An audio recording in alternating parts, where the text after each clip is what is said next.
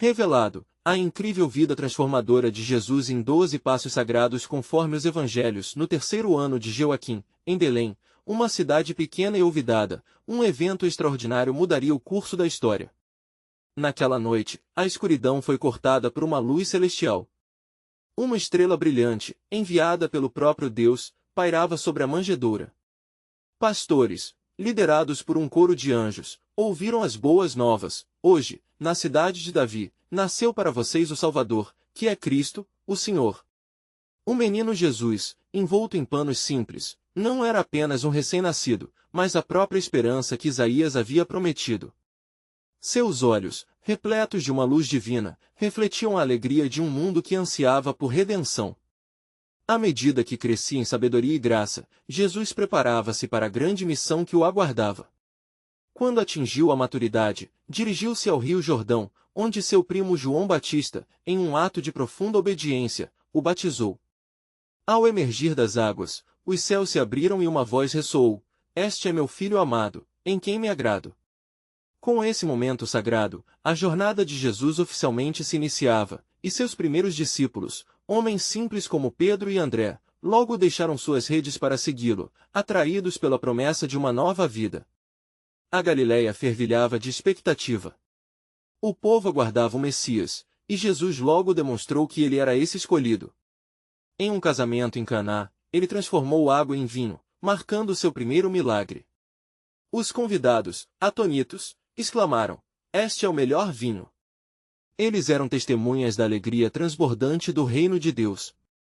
O eco de sua compaixão e poder rapidamente se espalhou quando ele alimentou 5.000 homens com apenas 5 pães e 2 peixes. Aqueles que participavam desse milagre não buscavam apenas alimento físico, mas um sabor da verdadeira abundância que ele oferecia. Jesus desafiou as normas religiosas, enfatizando que amor e misericórdia prevaleciam sobre a tradição. Ele declarou: "O saudável não precisa de médico, mas sim o doente." Cada ensinamento seu revelava a essência do caráter de Deus, um amor incondicional por aqueles que estavam longe dele. Quando confrontou a mulher adúltera prestes a ser apedrejada, a multidão esperava condenação, mas Jesus, em sua sabedoria, disse: "Quem estiver sem pecado, atire a primeira pedra." O entendimento da graça divina e da misericórdia a transformou. Contudo, a oposição começou a crescer. Os líderes religiosos viam seus ensinamentos como uma ameaça ao status quo. No deserto, enfrentou as tentações, permanecendo firme na palavra de Deus. Com cada resposta, demonstrou que o alimento vem do Senhor. Na última ceia, Jesus estava ciente de que o calor da traição se aproximava. Enquanto instituiu a nova aliança, declarou que seu corpo e sangue seriam entregues por muitos. Um mistério divino pairava no ar. Como poderia o rei prometido ser entregue pelos próprios que aguardavam por sua vinda? Antes de continuarmos com este incrível relato bíblico, quero ter certeza de que você não perca nenhuma dessas histórias poderosas das Escrituras. Clique no ícone do sino e selecione todas as notificações. Essas narrativas bíblicas transformaram incontáveis vidas ao longo da história. Se a palavra de Deus através desta história está te abençoando, por favor curta e compartilhe com alguém que precisa ouvir sobre a fidelidade de Deus hoje. Me conte nos comentários, qual história bíblica mais impactou sua jornada de fé? Sempre fico admirado como a palavra de Deus fala aos corações através das gerações. Agora vamos continuar com o que o Senhor fez em seguida. A tensão se intensifica, e o plano de Deus se desenrola nas sombras, enquanto o destino de muitos está prestes a ser decidido. Naquela noite de angústia e expectativa, enquanto as sombras da traição se aproximavam de maneira inexorável, Jesus e seus discípulos, sentados à mesa, sentiam o peso do que estava por vir. O momento da última ceia não era apenas um sacramento de comunhão, mas a proclamação de um novo elo entre o céu e a terra. As palavras de Jesus ecoavam com um significado profundo e urgente: "Este é o meu corpo, que é dado por vós, fazei isso em memória de mim." Lucas 22:19. Enquanto ele falava, o olhar de Pedro refletia confusão e temor. "Senhor, não posso permitir que isso aconteça." A devoção impetuosa do apóstolo carregava um desafio à soberania de Deus, mas Jesus, com um olhar profundo, respondeu: "Simão, Simão, eis que Satanás pediu para vos peneirar como trigo, mas eu roguei por ti, para que a tua fé não desfaleça. Lucas 22, 2.31-32. Aquela advertência ressoava em toda a sala, um presságio de que apenas o amor faria ponte através da traição e da dor. O manto da traição não estava apenas sobre Judas, que já tinha se afastado em busca de líderes religiosos para selar seu destino. A ira dos fariseus e escribas aumentava, e a noite estava carregada de ansiedade e expectativa, como se as próprias estrelas tivessem se ocultado em protesto. Eles desejavam extinguir a luz que Jesus trouxera ao mundo, e sua presença era menos um conforto do que uma instigação ao temor. Naquela hora, Jesus também anunciou, com voz serena, que um de seus próprios alunos o trairia. Aquele que mete a mão comigo no prato, esse me trairá. Mateus 26, 23. A confusão e o desespero conviveram com a consciência de que cada um dos discípulos possuía uma fraqueza que poderia ser facilmente explorada. Enquanto a tensão aumentava, Jesus se levantou, lavou os pés de cada um deles, incluindo Judas. A ação era um simbolismo poderoso da humildade e serviço que deveria marcar a conduta de todos os que o seguissem. Se eu, sendo Senhor e Mestre, vos lavei os pés, também deveis lavar os pés uns dos outros. João 13h14. A cena era, sem dúvida, uma preparação para a maneira pela qual ele enfrentaria a iminente crucificação. O silêncio cedeu lugar a um leve murmúrio de angústia. A luta interna começou, os corações palpitavam, e perguntas atormentavam: como poderia tal destino ser a vontade de Deus? A resposta estava mais próxima do que pensavam, escondida nas Escrituras, onde o profeta Isaías já havia declarado: certamente, ele tomou sobre si as nossas enfermidades e as nossas dores levou sobre si. Isaías 53:4. Então, ao se levantarem da ceia, Jesus conduziu seus discípulos ao jardim do Getsêmani, onde a iminente crucificação se tornaria a batalha mais feroz de todas. Ele pediu que orassem enquanto ele se retirava para clamar ao Pai. Pai, se é possível, passa de mim este cálice, todavia, não seja como eu quero, mas como tu queres. Mateus 26, 39. A angústia transbordava em suas palavras. A luta entre a carne e o espírito pulsava nos ecos da sua oração, e nos céus, os anjos observavam, esperando a resposta divina. O que estava prestes a acontecer não seria um mero acidente histórico, mas uma sinfonia de redenção cuidadosamente orquestrada pelo Criador. O plano de Deus se afunilava em cada lágrima, cada gota de sangue, e cada súplica à sua vontade. A profecia marcante de Daniel, até que o ungido seja cortado. Daniel 9h26, ainda pairava, como um aviso sombrio que exigia o cumprimento da vontade divina. Naquele momento, sob a pressão da agonia, um novo mistério se revelava: a crucificação de um inocente compreendia não apenas dor, mas a entrega da vida em nome de muitos. E embora as trevas se aproximassem, a promessa da ressurreição já se vislumbrava no horizonte celestial. Enquanto o mundo aguardava, o futuro do reino estava prestes a desabrochar através da dor suprema. A vitória estava se aproximando, e a batalha espiritual começava a ser travada. A pergunta pairava no ar, enquanto os céus e a terra se preparavam: qual era o verdadeiro significado da entrega de Jesus? Cada coração presente, cada alma rompida, se preparava para a revelação que mudaria a história para sempre. No jardim do Getsêmani o ar estava pesado com a expectativa e o clamor da alma de Jesus. Seus discípulos, incumbidos de vigiar e orar, encontrarão-se imersos em um sono profundo, incapazes de compreender a gravidade do que estava para ocorrer. Enquanto ele se afastava, prostrando-se em oração, suas palavras ressoavam no silêncio como um eco da angústia: meu Pai, se este cálice não pode passar de mim sem que eu o beba, faça-se a tua vontade. Mateus 26, 42. A luta de Jesus manifestava vitórias e derrotas, o peso do mundo sobre seus ombros. Conforme ele clama, as pedras do jardim se tornam testemunhas de sua dor. A transpiração dele era como gotas de sangue que caíam no chão. O próprio céu parecia encolher-se, enquanto a escuridão se aprofundava em uma cena sem igual. Não era apenas um homem enfrentando a morte, era o próprio Filho de Deus se preparando para levar o peso da iniquidade de muitos. De repente, a sombra familiar de Judas surgiu no horizonte, trazendo consigo uma multitude armada com lanças e paus. O beijo que Judas ofereceu a Jesus não foi apenas um sinal de traição, mas um ato que selaria a sorte de toda a humanidade. A multidão, liderada pelos sumos sacerdotes e fariseus, se aproximava, e a atmosfera carregava uma expectativa terrível. "Quem buscais?" perguntou Jesus, e ao se identificar, sua voz tinha uma iluminação que impediu que a tropa caísse de joelhos. A ousadia de Pedro emergiu então, brandindo uma espada, atingindo o servo do sumo sacerdote e cortando-lhe a orelha. Com a calma de quem sabe o que deve acontecer, Jesus disse: "Deixa-te de lado. Pois todos os que lançarem mão da espada, pela espada perecerão." Mateus 26:52. Ele, em um ato de misericórdia, tocou o ouvido do ferido e o restaurou. Um ato que reluzia em amor, mesmo no meio da traição e da dor.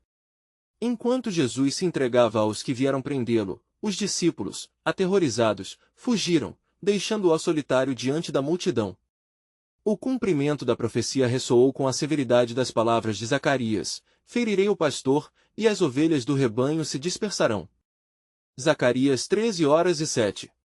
Cada passo em direção ao julgamento era um passo mais perto do sacrifício. Este era o plano.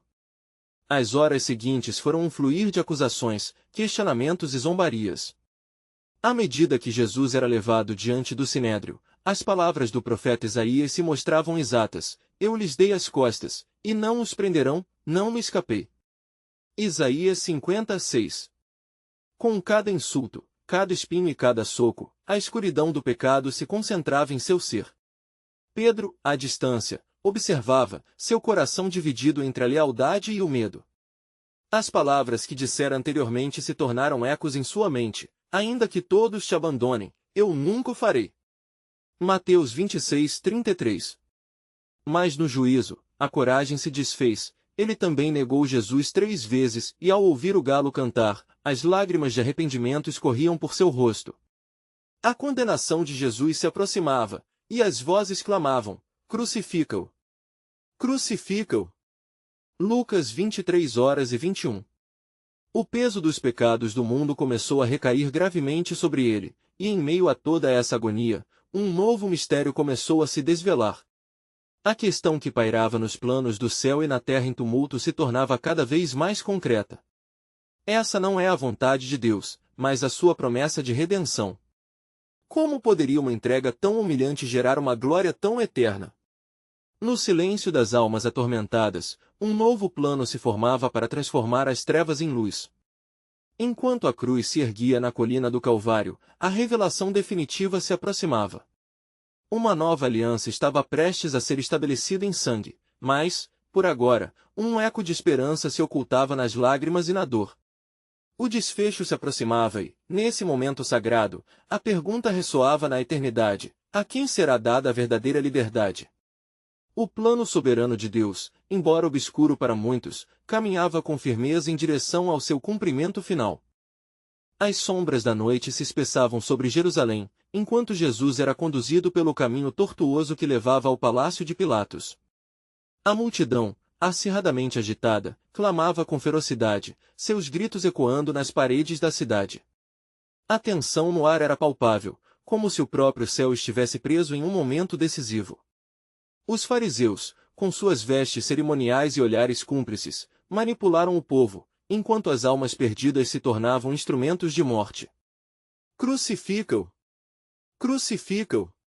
exclamavam, empurrando o juiz romano à questão do direito e da justiça.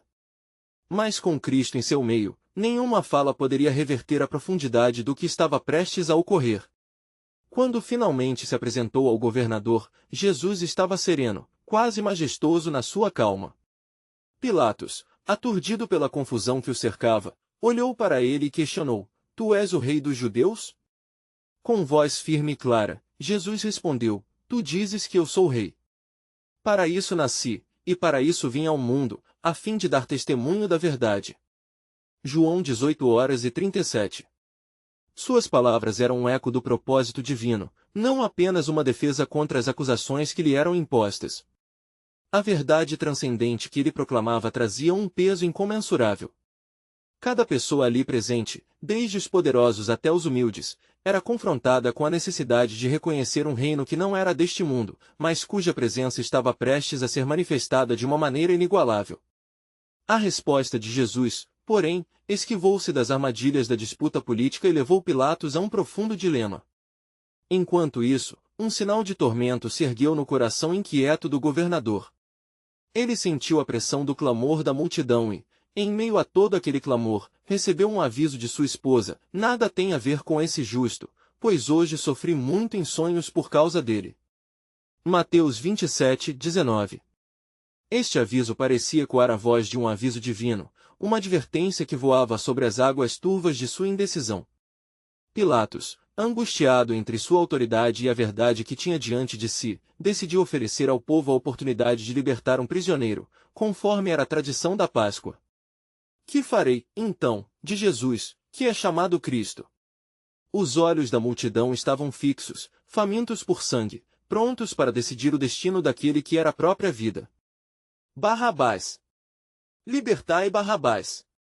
Gritaram em uníssono, como um rugido de loucura que tomou os corações dos presentes. Barrabás, um ladrão, um criminoso, preferido sobre o Filho de Deus, refletia a profundidade da insensatez humana e sua aversão à verdade divina. Uma escolha que desencadearia não apenas a condenação de um inocente, mas abriria os portões da esperança para muitos. Quando finalmente entregaram Jesus ao torturador, os soldados o vestiram de uma púrpura escarlate, colocando uma coroa de espinhos em sua cabeça, zombando de sua realeza. Com cada golpe, cada escárnio, a profecia de Isaías se cumpria com exatidão: ele foi desprezado e rejeitado entre os homens. Isaías 53:3. A humilhação era parida do coração humano, mas, no divino, trazia o fardo da salvação. Enquanto as oportunidades eram desperdiçadas e a amargura dominava as horas, um mistério se aprofundava nas linhas do destino. O céu começava a se preparar para o encerramento daquela história terrena, mas um novo amanhecer se anunciava. As lágrimas de dor estavam próximas de se transformarem em lágrimas de alegria. E assim, a pergunta se mantinha no ar, ainda sem resposta: quem poderá compreender a profundidade deste amor que se entrega para resgatar? Perante a cena que se desenrolava, a expectativa aumentava. A aliança entre Deus e a humanidade estava prestes a ser redefinida, mas o que estaria por vir exigia uma fé inabalável. Com cada cifo de sangue que caía, um eco de redenção ensaiava sua data de revelação. A história dessa entrega ainda não terminara, pois um plano divino estava sendo forjado nas sombras, e o que parecia uma derrota tinha em si mesmo a centelha de uma vitória eterna. Emanuel, Deus conosco. Ainda havia muito a dizer, e a verdadeira libertação ainda aguardava ser revelada ao coração dos que lhe buscavam. As horas se arrastavam, pesadas como um fardo impiedoso sobre a cidade. Jesus, entre as garras da cruel zombaria, mantinha-se firme, os olhos fixos em um destino que transcendia aquela cena de dor. O escárnio dos soldados ressoava em seus ouvidos, mas em seu espírito, uma paz poderosa sustentava-o. Ele carregava o peso do mundo, não apenas de sua dor física, mas de cada pecado que marcará a humanidade. Nesse momento, um espectro de tragédia se desenrolava. Pilatos, tomado por uma pressão indescritível, ainda buscava uma saída, uma forma de escapar dessa armadilha que se tornava cada vez mais evidente. Tentou apaziguar a multidão com um gesto: eis aqui o homem. João 19:05. Mas, em vez de compaixão, obteve um clamor ainda mais feroz. O eco da decisão de Barrabás reverberava em sua mente, cada grito da multidão martelava seu ser: crucifica-o. O coração de Pilatos, atormentado e dividido, se agitou. Ele desceu ao palco da decisão, onde a vida de Jesus e a exigência da multidão se tornavam uma dança macabra de escolhas terríveis. Insistindo, perguntou: que mal fez ele? Mateus 27:23, buscando uma resposta que o libertasse daquela encruzilhada, mas a única resposta que obteve foram gritos de raiva. Centenas de olhares se fixaram em Jesus. Entre eles, alguns seguiam admirados, outros perplexos, mas a maioria havia se deixado levar pela correnteza da indignação coletiva, ofuscando a razão e a verdade. O próprio Deus estava diante deles, na forma de um homem silencioso, um cordeiro levava sobre si os pecados do mundo. Naquele momento, algo sobrenatural se erguia ao redor. O céu, antes inocente, começou a escurecer, e uma pesada nuvem de agonias pairava sobre Jerusalém. Os ventos, outrora apáticos, agora sussurravam aos corações a reverberação de um sacrifício ainda maior. Na quietude provocada por um desespero crescente, a profecia da antiga aliança sussurrava entre os murmúrios da multidão, como um cordeiro foi levado ao matadouro. Isaías 53, 7. Finalmente, Pilatos, rendido às pressões da multidão, lavou suas mãos em um gesto de desespero. Sou inocente do sangue deste justo, e isto é convosco. Mateus 27, 24. Ele tentava libertar-se da responsabilidade enquanto, no fundo de seu ser, sabia que a verdade clamava dentro dele. A multidão, em êxtase, respondia: o seu sangue caia sobre nós e sobre nossos filhos. Mateus 27, 25. Assim, naquele momento crucial, assumiam o ônus do que estavam por fazer, mas não imaginavam a vasta extensão da sua escolha. O sangue que seria derramado neste dia não apenas selaria a condenação de um inocente, mas abriria um novo pacto, transcendendo eras e grupos étnicos, um chamado à redenção. Com as cordas do destino amarradas, Jesus foi levado aos pregos e ao madeiro. Mais uma vez, a escuridão encobria a terra, e a cidade de Jerusalém se tornava um microcosmo da história da salvação. O peso do pecado e da rebeldia do homem pairava sobre a cruz, mas algo além da visão humana estava prestes a ser revelado. O plano soberano de Deus, ensaiado desde a fundação do mundo, estava prestes a se manifestar em um clímax divino. E assim, nas profundezas daquele silêncio desenfreado, uma voz ecoou na eternidade, convocando todos à fé, ainda à esperança, pois a história não termina aqui. A cruz, que parecia ser um símbolo de derrota, se tornará um estandarte de vitória. A gloriosa ressurreição estava prestes a romper a cortina da morte, e as portas do inferno não prevaleceriam. O que estava por vir não era apenas um resgate momentâneo, mas a transformação eterna do ser humano. O amor de Deus, à beira da agonia, aguardava ser revelado, e em breve, todos conheceriam a profundidade de sua misericórdia. O peso do madeiro já era sentido, mas o verdadeiro peso da redenção ainda pairava no ar, como uma tempestade prestes a desabar. À medida que Jesus caminhava em direção ao Calvário, a multidão seguia, um mar de emoções em conflito, onde a raiva e a curiosidade se entrelaçavam. Alguns seguiam em silêncio, enquanto outros lançavam olhares de desprezo. De vez em quando, uma voz se erguia, cúmplice do horror que se desenrolava. E os soldados conduziram Jesus para fora da cidade, aquele lugar chamado Golgota, que significa lugar da caveira, Mateus 27, 33. O sol já começava a ocultar seu brilho, e um frio profético invadia o ar. O que era para ser um dia de celebração e alegria tornava-se a cena de um sacrifício cósmico, um evento que mudaria a trajetória da humanidade. Enquanto ele era pregado na cruz, os martelos ecoavam como a batida de um coração quebrantado. A cena era crua, uma manifestação do que era necessário para que as Escrituras se cumprissem. Cada prego que perfurava a carne de Jesus era um alicerce da fé sendo firmado. Ele, que não conheceu pecado, Deus o fez pecado por nós, para que nele fossemos feitos justiça de Deus. 2 Coríntios 5:21. Um murmúrio divino era sussurrado entre os céus e a terra, pois lá em cima, o sacrifício estava sendo listado entre os maiores e mais altos propósitos de Deus. Os soldados distribuíram suas vestes, sorteando-as entre si, um ato tão gélido quanto a cena diante de seus olhos.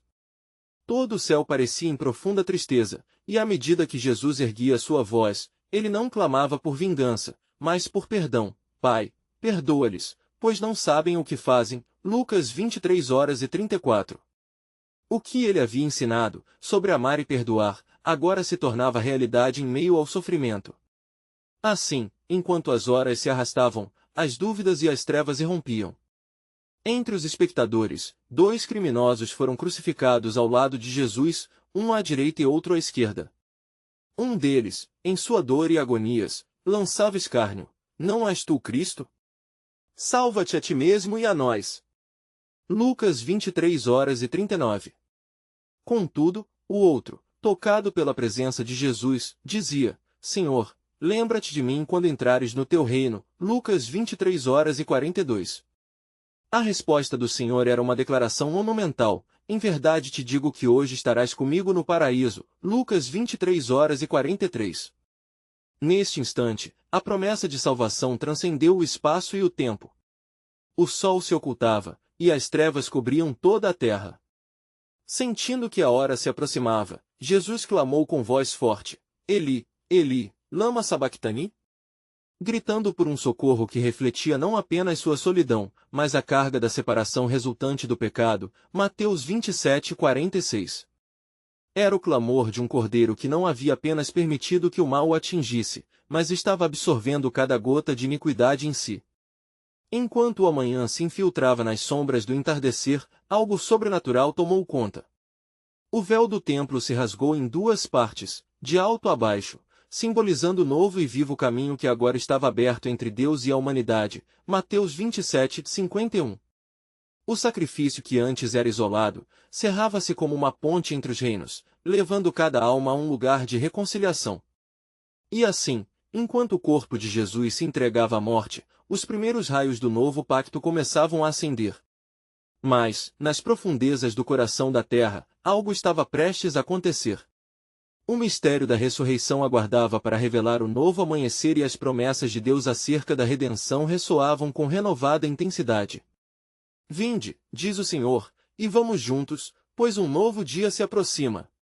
Na escuridão daquela hora, cada olhar se voltava para o mistério que se desdobrava, enquanto os planos soberanos de Deus se preparavam para inundar o mundo com luz, esperança e transformação. O que eles não sabiam era que a verdadeira vitória estava apenas começando.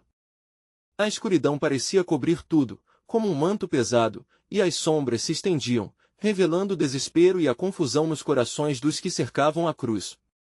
Quando Jesus entregou seu espírito, um silêncio transcendente dominou, como se o próprio céu e a terra contivessem a respiração. E Jesus, clamando outra vez com grande voz, entregou o espírito. Mateus 27:50. Nesse momento, o véu do templo não era a única coisa a se rasgar, a própria criação sentiu a dor da separação, tremores sacudiam a terra, e as pedras se fenderam.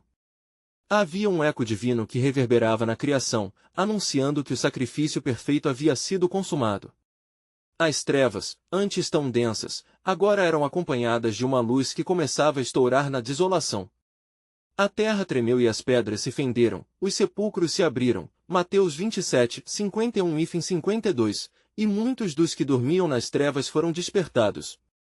A promessa de que a morte seria derrotada estava se tornando uma realidade palpável, uma esperança emergindo das sombras.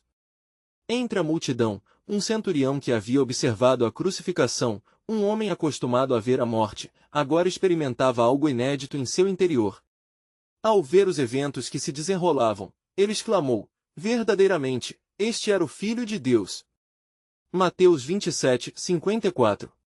Ali, em meio à dor, uma revelação divina estava brotando, um reconhecimento que mudaria não apenas a vida daquele homem, mas ressoaria por gerações.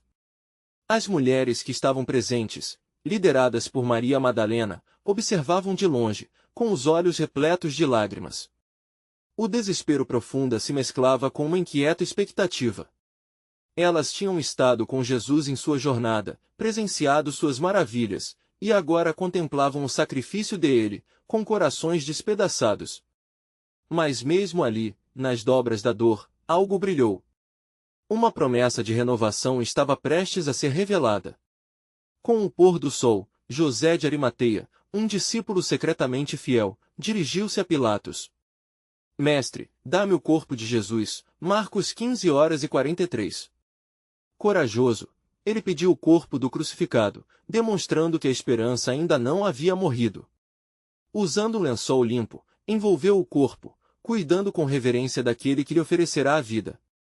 Em meio à angústia, um ato de amor foi consumado, a preparação para algo extraordinário. Ao colocar o corpo de Jesus em um túmulo novo, escavado na rocha, o desespero parecia finalmente assumir contornos de silêncio. E uma grande pedra foi posta à entrada do sepulcro, Mateus 27:60, solidificando a última esperança que muitos tinham. Mas nas profundezas desse sepulcro, o poder de Deus começava a trabalhar silenciosamente. As profecias estavam prestes a serem cumpridas, e a cena do sepulcro não era o fim, mas o prenúncio de um novo começo. Porque eu bem sei os planos que tenho a vosso respeito, diz o Senhor, planos de paz e não de mal, para vos dar o fim que desejais. Jeremias 29:11. Enquanto o mundo adormecia em desespero, algo estava sendo preparado. O próprio autor da vida estava prestes a revelar que as trevas nunca têm a última palavra. O amanhecer de um novo dia se aproximava, mas o que aquele grupo de seguidores não sabia era que o maior milagre estava prestes a acontecer, as correntes da morte seriam quebradas e a vitória se ergueria gloriosamente, desafiando todas as expectativas humanas. Afinal, um novo pacto estava por se revelar, transformando não apenas suas vidas, mas a própria essência da fé. E assim, enquanto guardas sentavam-se para vigiar o sepulcro, um silêncio abissal pairava no ar, enquanto o plano soberano de Deus se preparava para ser desatado em um clamor glorioso. O reino da morte havia sido invadido, e a aliança da vida estava prestes a ser renovada. E, ao surgirem os primeiros raios de luz no horizonte, algo extraordinário estava em curso nas profundezas do sepulcro.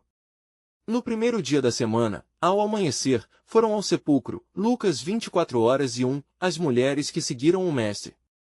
Maria Madalena, junto com outras, levava no coração o peso da perda e a esperança desvanecida, ainda movidas pela lembrança do amor que haviam recebido.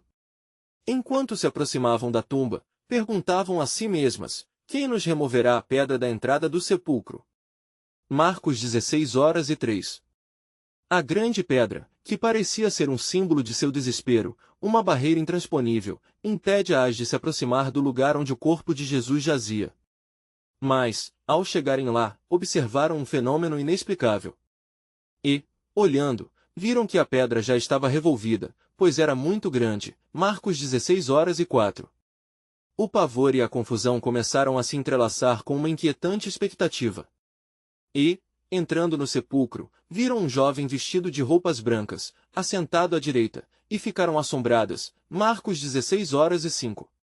A visão daquele anjo, resplandecente, trouxe não só espanto, mas uma mensagem que ecoaria ao longo das gerações: não vos assusteis, buscais a Jesus, o Nazareno, que foi crucificado, já ressuscitou, não está aqui, eis o lugar onde o puseram. Marcos 16:6.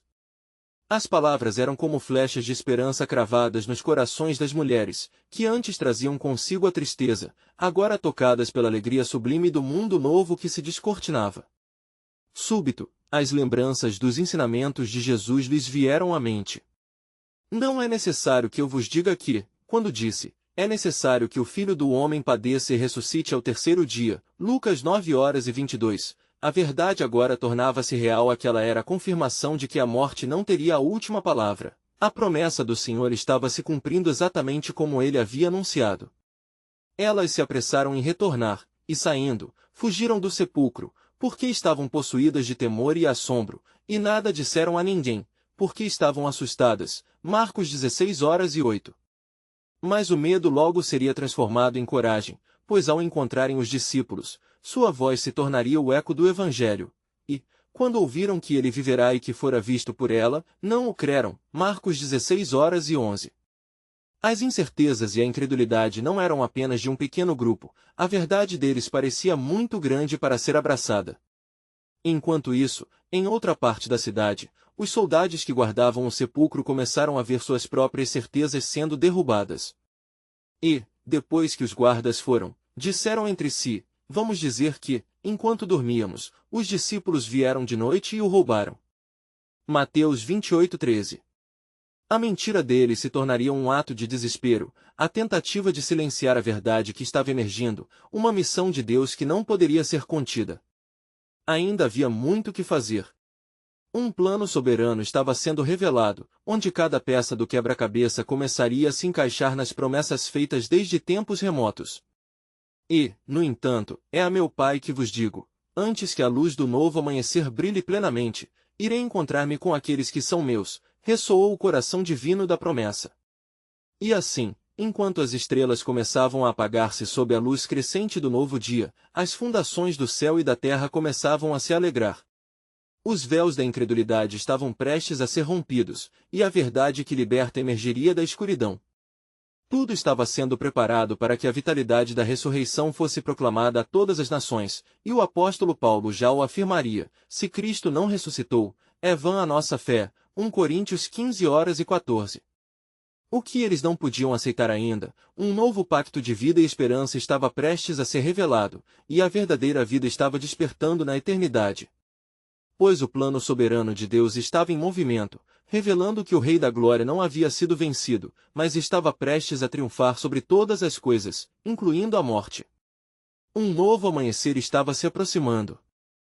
E, enquanto as mulheres se afastavam do sepulcro, os ecos das palavras do anjo reverberavam em suas mentes, um cântico de esperança ressoando em meio às incertezas. Ele já ressuscitou. Era a mensagem que, como um vento poderoso, iria soprar através dos corações dos seguidores de Cristo, mas que ainda não tinham plena compreensão. Maria Madalena, apressando os passos, em seu íntimo lutava contra a perplexidade. O que significava essa ressurreição? A profundidade da cena vivida no sepulcro continuava a envolver seus pensamentos. E encontrando a Simão Pedro e aos outros que estavam com ele, disse: Eu vi o Senhor. João 20:18, gritou ela, a voz embargada de emoção e incredulidade. Mas na mente dos discípulos, a dúvida era como uma sombra persistente, uma luta entre a fé e o ceticismo. Naquela mesma manhã, no caminho de Emaús, 2 discípulos caminhavam desanimados, falando entre si. As esperanças haviam sido esmagadas sob o peso do sofrimento da crucificação. Mas, enquanto conversavam e discutiam, o próprio Jesus se aproximou e ia com eles. Lucas 24:15. Porém, seus olhos estavam como que impedidos de reconhecer o amado Mestre.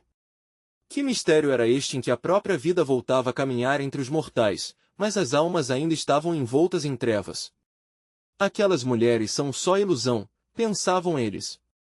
Mas novamente, o plano soberano de Deus se desdobrava. Jesus, em sua infinita sabedoria, decidiu revelar-se de maneira a acender uma chama de fé quase extinta. Que discutis entre vós pelo caminho? Perguntou ele, e, ao ouvirem suas palavras, seus corações, ainda afligidos, começaram a arder como o sol em um dia claro. E logo, ele começou a explicar as Escrituras, desde Moisés até os profetas, trazendo revelação de que era necessário que o Messias padecesse e entrasse em sua glória. Lucas 24:26. E os seus olhos foram abertos, e o conheceram. Lucas 24:31. O momento de revelação foi como a luz que rompe a escuridão da noite. A realidade da ressurreição iluminou suas almas, levando-os a reconhecer o testemunho vivo do Cristo. Assim que as verdades foram reveladas, a dúvida foi substituída por um fervor evangelizador. E levantando-se nesse mesmo instante, voltaram para Jerusalém. Lucas 24:33, movidos pela urgência de transmitir o acontecimento estrondoso do novo nascimento através da vida de Jesus. Era tempo de testemunhar. Enquanto isso, em outra parte da cidade, os líderes religiosos montavam estratégias para desacreditar os relatos de ressurreição. E convocaram os principais sacerdotes e os anciãos e deliberaram o que fazer. Mateus 28:12. A fragilidade de suas certezas fazia com que lançassem mais mentiras como redes mal lançadas, buscando capturar uma verdade que eles já sabiam ser inegável. O medo começava a se espalhar como uma epidemia, deixando claro que suas tentativas de silenciar o Evangelho não teriam êxito. E assim, a luz da ressurreição não só iluminava os corações dos incrédulos, mas também forçava a manifestação do que havia sido escondido pelas sombras da corrupção e do medo. Em meio a tanto turbilhão, uma nova ordem estava emergindo e a promessa de Deus, feita desde os tempos antigos, estava se cumprindo em sua plenitude. Mas havia mais à vista do que apenas a ressurreição. Deus não apenas reverteu a morte, mas imergia seu povo em um novo pacto. Havia um chamado em cada coração, um convite à transformação através deste milagre. O que eles não podiam ainda perceber era que as palavras e promessas que já haviam sido ditas, rápidas como um relâmpago, estavam pedindo que cada um fizesse a escolha de crer ou recuar. O plano soberano de Deus se desenrolava de maneira divinamente engenhosa e renovadora, convidando cada um ao abraço da nova vida. E o que viria em seguida seria um movimento que mudaria o mundo para sempre, levando todos a se perguntarem: quais são os próximos passos nesta jornada extraordinária? E, enquanto os discípulos retornavam a Jerusalém, seus corações ardiam com a revelação do Cristo ressuscitado. A alegria e a esperança inundavam suas almas, mas a dúvida ainda pairava no ar, como uma névoa densa que se recusava a dissipar. O que faremos agora? Questionavam-se, enquanto suas mentes tentavam compreender o que significava a ressurreição. Era um novo amanhecer, mas as sombras do passado ainda os perseguiam. No mesmo dia, enquanto se reuniam em um lugar, as portas estavam fechadas por medo dos líderes judeus. O temor os mantinha aprisionados, como um reflexo de suas incertezas. Mas, de repente, a sala se encheu com uma presença que não podia ser ignorada. Paz seja com vocês, disse Jesus, surgindo no meio deles. Sou eu, não temam. João 20:19. Ao verem o Senhor, o temor se dissipou, e as dúvidas foram rapidamente transformadas em uma adoração profunda. Meu Senhor e meu Deus, exclamou Tomé, reconhecendo-o em sua totalidade. Jesus, então, ofereceu-lhes uma missão. Assim como o Pai me enviou, eu também vos envio. João 20:21. Ele soprou sobre eles, dizendo: recebam o Espírito Santo. Com esse gesto, a vida nova que brotava de sua morte e ressurreição agora se tornava a força que os capacitaria a levar o Evangelho ao mundo. A promessa do Consolador estava sendo cumprida, os discípulos foram chamados a se tornarem testemunhas do que viam e ouviam. À medida que os dias se transformavam em semanas, as autoridades religiosas tremiam diante do poder que essa nova fé havia gerado. A ressurreição não era um evento isolado, mas agora uma corrente de transformação se espalhava como fogo em palha seca. Multiplicações de crentes aconteciam a cada dia, e os apóstolos realizavam sinais e maravilhas em nome de Jesus. E cada um dos que creram estavam juntos, e tinham tudo em comum. Atos 2:44. Mas a oposição não poderia ser ignorada. Pedro e João, apanhados na rede das autoridades, foram levados para serem interrogados. A pergunta dirigida a eles era simples: com que poder ou em nome de quem fizestes isso? Atos 4:7. Demonstrando coragem, Pedro, cheio do Espírito Santo, proclamou: se estamos sendo interrogados hoje acerca do bem feito a um enfermo, e de como ele foi curado, saibam todos vocês e todo o povo de Israel que em nome de Jesus Cristo Nazareno, a quem vocês crucificaram, e a quem Deus ressuscitou dentre os mortos, é que este homem está curado diante de vocês. Atos 4:9 e 10. As autoridades se viram encurraladas. Reconhecendo que aqueles homens eram iletrados e simples, concluíram que o poder que os movia não era humano, mas divino. Não há outro nome dado entre os homens, pelo qual devamos ser salvos. Atos 4:12. Contudo, foram advertidos a não falar mais em nome de Jesus. Mas a centelha divina agora queimava intensamente em seus corações, e a ordem do Senhor ecoava em suas almas: o que vocês estão vendo e ouvindo deve ser proclamado. Enquanto se multiplicavam, os desafios cresciam. Os apóstolos enfrentaram perseguições, prisões e até torturas. Contudo, cada provação só reforçava a certeza de que, na realidade, as trevas não poderiam vencer a luz. João 1:05. O plano soberano de Deus estava sendo desenrolado, e a jornada estava longe de terminar. Numa noite escura, enquanto Paulo estava a caminho de Damasco, a luz da verdade irrompeu de forma ainda mais impactante. Saulo, Saulo, por que me persegue? A pergunta do ressuscitado mudaria a trajetória desse homem radical.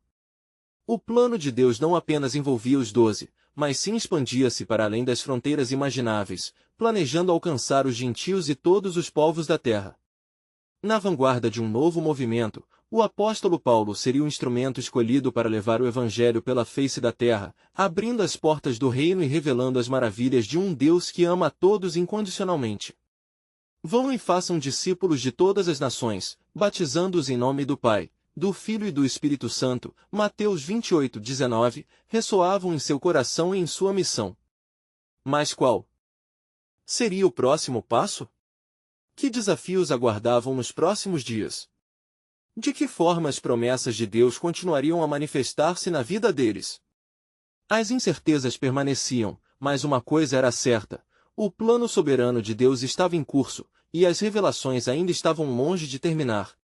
A história do Evangelho, nascente de uma tumba vazia, apenas começara.